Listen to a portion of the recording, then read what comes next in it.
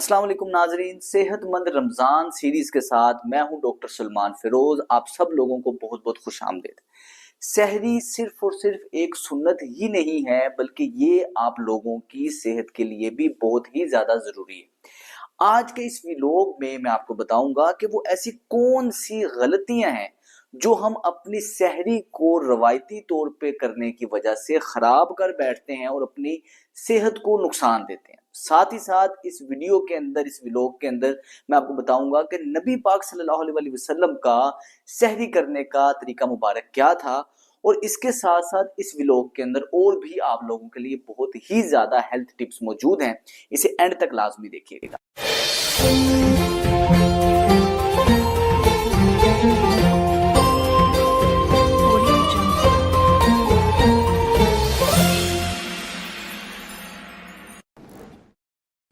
सबसे पहले सहरी की अहमियत को समझते हैं।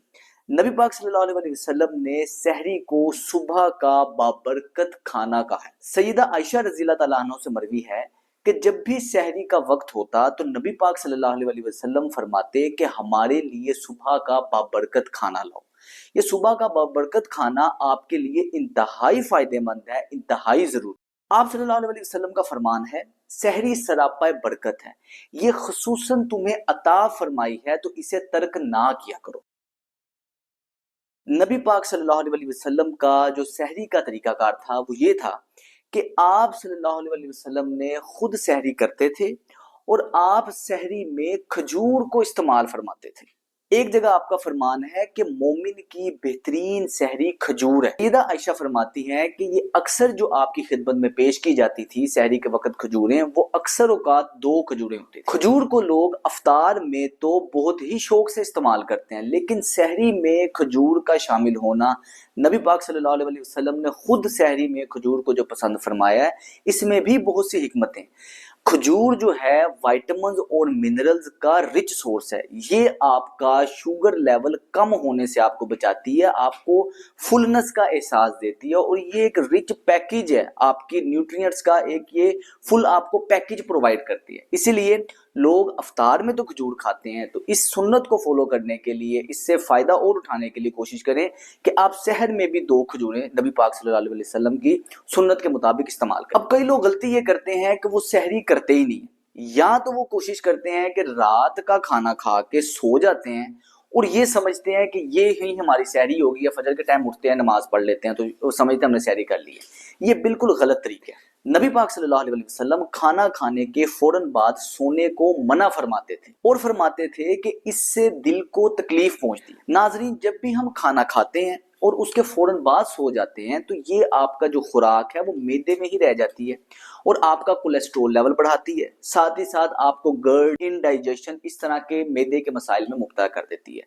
तो ये जो नबी पाक सल्लल्लाहु अलैहि वसल्लम का फरमाने आलीशान है कि खाना खाने के फौरन बाद नहीं सोना चाहिए, इससे दिल को तकलीफ पहुंचती है, तो हमें चाहिए कि हम कोशिश करें कि जो रात का हम खाना खाते हैं, हम रात को जब भी खाना खाएंगे और ये सोचेंगे कि ये सहरी है, तो ये बिल्कुल गलत तरीका है। एक जगह आया है कि नबी पाक सल्लल्लाहु अलैहि वसल्लम सहरी करते हुए ताखीर फरमाते थे। रात के टाइम खाना खा के समझेंगे वो सहरी है, वो गलत है। आपने सहरी किस वक्त करनी है?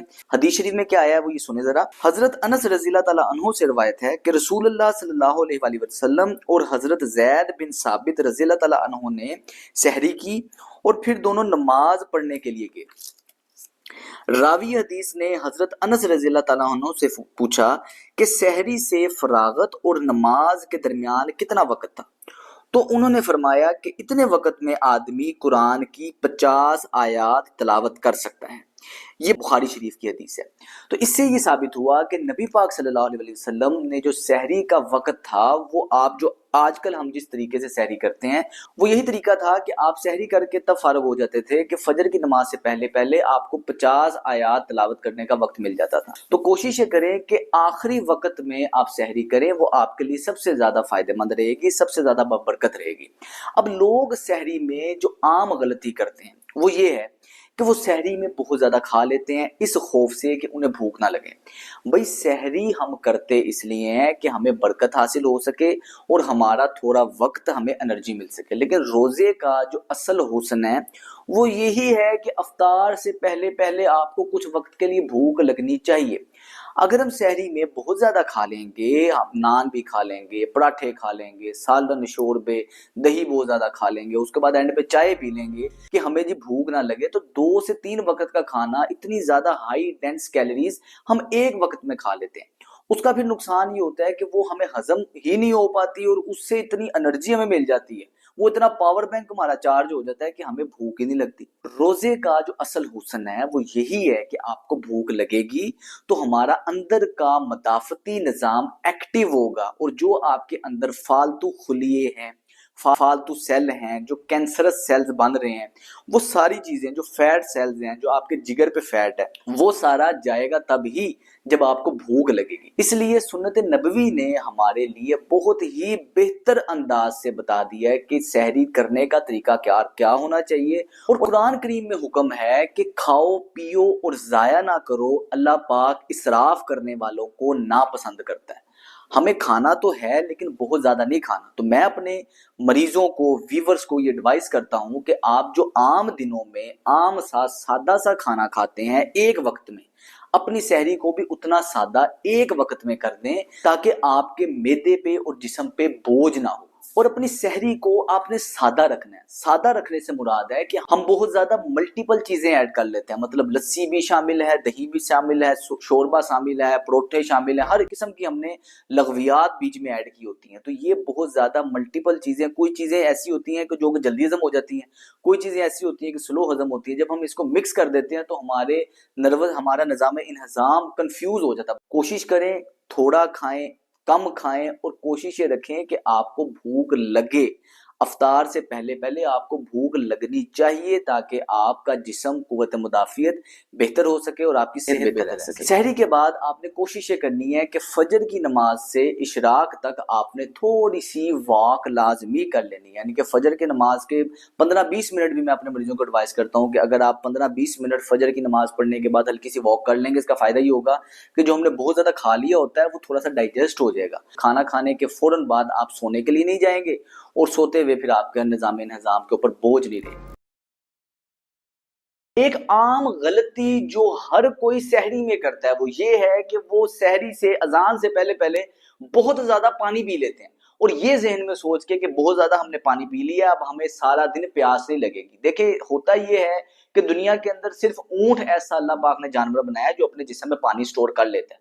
چونکہ ہم اونٹ نہیں ہیں تو ہم پانی سٹور نہیں کر سکتے، اور بار بار آپ کو اس سے پیشاب ہی آئے گا اور آپ کی ڈی ہائیڈریشن اس سے نہیں رک رہی، اور ساتھ ہی ساتھ آپ نے سحر سے پہلے اتنا زیادہ پانی پی لیا تو آپ کی ڈائجیشن بھی خراب رہے گی۔ اس لیے کوشش کریں کہ پانی اتنا پئیں جتنا نارمل پیتے ہیں، اور آپ نے پانی کا جو ٹائم ہے، پانی اپنے جسم کی ڈی ہائیڈریشن کو بہتر رکھنے کا جو سب سے آئیڈیل ٹائم ہے وہ یہ ہے کہ آپ نے مغرب سے، یعنی کہ آپ نے افطار سے لے کے سحر کے درمیان میں آپ نے گھنٹے میں 1 گلاس یا آدھا گلاس کر کے آپ پانی پیتے رہے، تو اس کے اندر آپ کی ہائیڈریشن پوری ہونی ہے۔ یہ سحر کے فوراً بعد اگر پیئیں گے تو آپ کی بدہضمی ہوگی اور آپ کا جو آپ نے کھایا پیا وہ بھی صحیح طرح سے ہضم نہیں ہو پائے گا۔ کیا آپ لوگ جانتے ہیں کہ جو لمبا سجدہ ہے، سجدہ آپ کو روحانی فائدوں کے ساتھ ساتھ بہت ہی بہترین جسمانی فوائد بھی مہیا کرتا ہے۔ اگر آپ دیکھیں اس پوزیشن میں، جب آپ سجدے کی پوزیشن میں ہوتے ہیں اور لمبا سجدہ کرتے ہیں تو ایک تو آپ کا سٹریس لیول کم سے کم رہتا ہے، آپ کا ڈپریشن انزائٹی کم سے کم ہوتا ہے، ساتھ ہی ساتھ سجدے کی پوزیشن میں بلڈ فلو سارا سر کی طرف رہتا ہے، جس کی وجہ سے سر کو، برین کو آکسیجن سپلائی بہتر ملتی ہے، تو آپ کا کوگنیشن بہتر ہوتا ہے، ڈیسیجن میکنگ بہتر ہوتی ہے، ساتھ ہی ساتھ آپ کے آنکھوں کی صحت کے لیے بہت بہترین رہتا ہے سجدہ۔ تو اس لیے کوشش کریں کہ نماز میں لمبا سجدہ لازمی کریں، اور وہ لوگ جو سجدہ نہیں کر سکتے کسی بھی مجبوری کی وجہ سے، گھٹنے کی مجبوری کی وجہ سے، کمر کی درد کی وجہ سے، سجدہ کرنا تو چاہتے ہیں، دل تو کرتا ہے سجدہ کریں لیکن نہیں کر پاتے، ان کے لیے میں نیکسٹ ایپیسوڈ کے اندر آپ کو بتاؤں گا کہ آپ نے کیا ایسا کرنا ہے کہ آپ کے گھٹنوں کی موومنٹ، کمر کی موومنٹ بہتر ہو اور آپ ساری رکھتے ہیں سجدے کے ساتھ پڑھ سکیں۔ روزے میں اگر آپ سارا دن فریش اور انرجائزڈ رہنا چاہتے ہیں، اپنے انرجی لیول کو بہتر رکھنا چاہتے ہیں، تو سب سے بہترین ہیلتھ ٹپ یہ ہے کہ آپ نے ایک گلاس نیم گرم پانی کے اندر ایک عدد لیمو نچوڑ کے وہ آپ نے خالی پیٹ نہار پیٹ لازمی پینا ہے۔ اس کا فائدہ یہ ہوگا کہ ایک عدد لیمو میں ناظرین آپ کے سارے جسم میں جتنی بھی وائٹامن سی کی ایک دن کی ریکوائرمنٹ ہے وہ ایک لیمو سے پوری ہو جاتی ہے۔ نیم گرم پانی میں ڈال کے فائدہ یہ ہوتا ہے کہ آپ کا ایک تو میٹابلزم بہتر ہو جاتا ہے، اور وہ لوگ جن کو لیمو استعمال کرنے سے گلا خراب ہو جاتا ہے، اگر نیم گرم پانی کے اندر لیں گے اور تھوڑا تھوڑا کر کے لیں گے تو ان کا گلا خراب نہیں ہوتا اور آپ کی صحت کے لیے بہت ہی زیادہ نفع بخش رہتا ہے۔